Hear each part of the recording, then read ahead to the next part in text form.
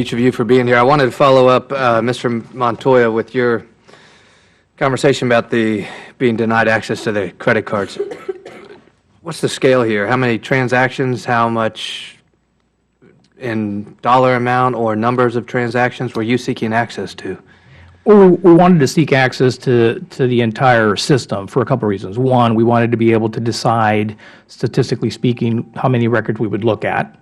Right? We also wanted to see whether the department had availed itself of all the options that the credit card company offers for security, those sorts of things. So it would have been too easy for us to say to the department, give us X% of records that we can look, just a random sampling.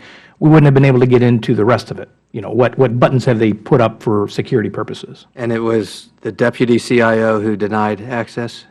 That's correct. That's Mr. Cook? Is that no? It is Mr. Hungate, Joseph Hungate. And what was the rationale? What was the reason? I think he felt that it was unnecessary, that it would be a fishing expedition. We tried to tell him this is a congressionally mandated audit. You can look at what exactly Congress is looking for. It's not like we just decided to come in and audit. I think just a complete misunderstanding of, again, his role that he should be playing as the Deputy Chief Financial Officer. And your recourse then internally is what, as the IG? Well, I took it to the Deputy Secretary and the Secretary, and nothing came of it, so we went to the contractor directly and got access to the contractor. Okay. I appreciate you sharing that. We dealt with a similar issue with this just last year with DOJ as well. Yes, sir. With the denial. So thank you for that.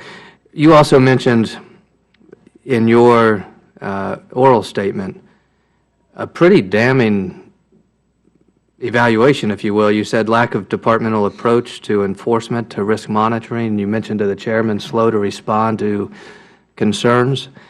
I mean, those are some pretty significant opinions, particularly given some of the failings that we have seen and then the failure to respond to some issues. Yes, sir. It appears to me that, that kind of starts at the top, the culture of the department. Somehow, the Secretary has to accept some type of responsibility for that evaluation that you provide.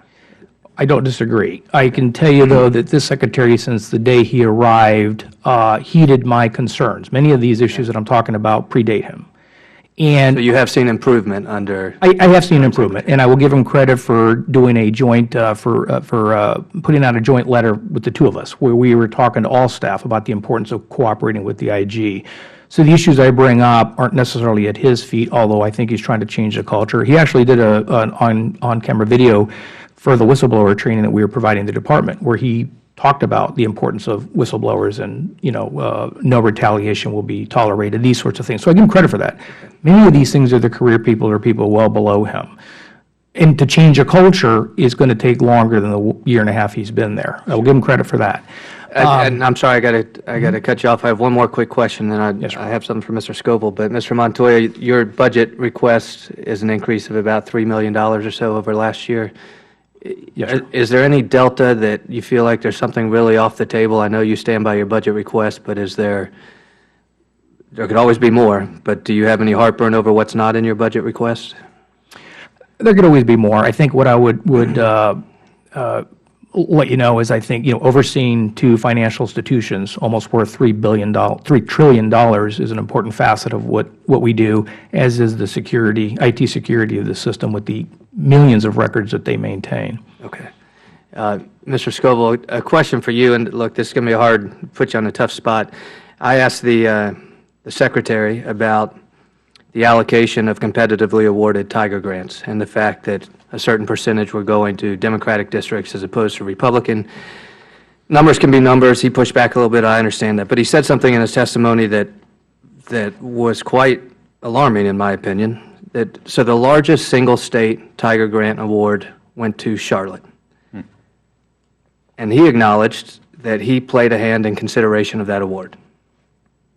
His testimony to this committee was that he was involved in every single award. I was more concerned about the allocation, almost 2/3 or whatever the number is going to Democrats and a third going to Republicans. Set that aside for a moment. Is it appropriate, in your opinion, for the Secretary to be personally involved in competitive Tiger Grants award, particularly when the largest is going to his home city? Thank you, Mr. Jolly.